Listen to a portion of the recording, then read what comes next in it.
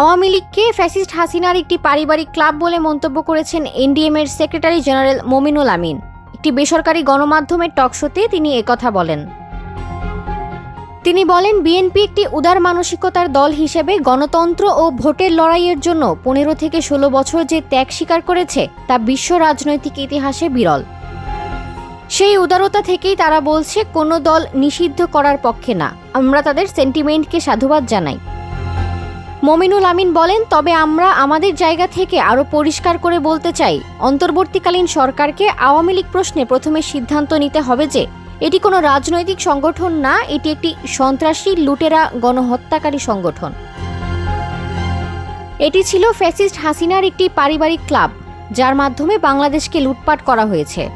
তিনি বলেন, প্রথমে বিরোধী মত ও পথকে দমন করা হয়েছে, সেই সাথে বাংলাদেশের রাজনৈতিক সংস্কৃতি ও সকল সাংবিধানিক প্রতিষ্ঠানকে ধ্বংস করা হয়েছে। এই দলটার রাজনীতি করার, নির্বাচনে অংশ নেয়ার কোনো সুযোগ থাকতে পারে না, কিন্তু 7 মাস হয়ে গেলেও এই নিয়ে কোনো ব্যবস্থা নেয়নি সরকার। যে আইনে ছাত্রলীগকে নিষিদ্ধ করা হয়েছে সেই আইনে যুবলীগকেও নিষিদ্ধ করা যেত, আমরা তা দেখিনি। Desk report, metro TV.